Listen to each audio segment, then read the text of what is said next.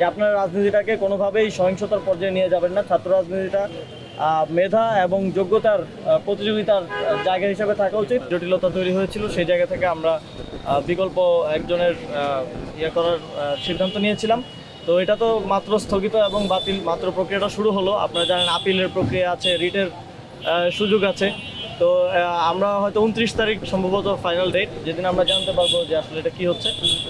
আশা করি এই প্রসিডিউরাল কিছু জটিলতা রয়েছে, আশা করি এরপরে এটা সমাধান হয়ে যাবে ইনশাআল্লাহ।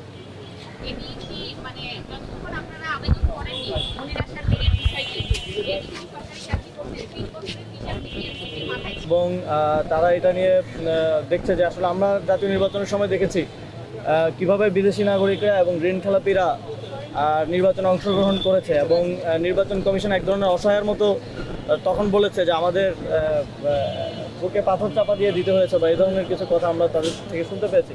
সেটা খুবই দুঃখজনক ছিল।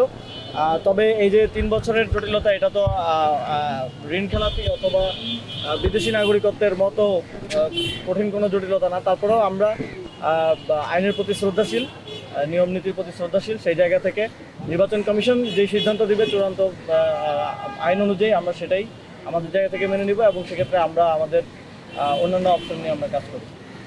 শান্তিপূর্ণ সহাবস্থান বজায় থাকুক। সবাই ছাত্র রাজনীতিটা মেধার দিক থেকে প্রতিযোগিতার রাজনীতিতে পরিণত হোক। ছাত্র রাজনীতি থেকেই আমরা আসলে সবসময় জাতীয় রাজনীতিতে দেখেছি যে আইডিয়াগুলো আসে ছাত্র রাজনীতি থেকে, এবং ছাত্র রাজনীতির যে সৌন্দর্য, একসাথে কাজ করার সহাবস্থানের যেই প্র্যাকটিস, সেটা থেকেই জাতীয় নেতারা শেখেন। কিন্তু খুবই দুঃখের সাথে বলতে হচ্ছে যে চট্টগ্রামে এই ধরনের একটা ঘটনা ঘটেছে, এবং বাংলাদেশে আরও বিভিন্ন ক্যাম্পাসে আমরা দেখতে পাচ্ছি যে বড় দুটি দলের ছাত্র সংগঠনের মধ্যে এক ধরনের উষ্ণ পরিস্থিতি আছে, এক ধরনের নিজেদের মধ্যে শীতল যুদ্ধের মতো পরিস্থিতি আছে। আমরা তাদেরকে আহ্বান জানাবো যে আপনারা রাজনীতিটাকে কোনোভাবেই সহিংসতার পর্যায়ে নিয়ে যাবেন না। ছাত্র রাজনীতিটা মেধা এবং যোগ্যতার প্রতিযোগিতার জায়গা হিসেবে থাকা উচিত। আমাদের ছাত্র সংগঠনও এক্ষেত্রে সকল ছাত্র সংগঠনকে আহ্বান জানিয়েছে, এবং তারাও এই সম্প্রীতি বজায় রাখার জন্য ছাত্র রাজনীতিতে তারাও গুরুত্বপূর্ণ অবদান রাখবে বলে আমি মনে করি। আপনাদের সবাইকে ধন্যবাদ। আসসালামু আলাইকুম।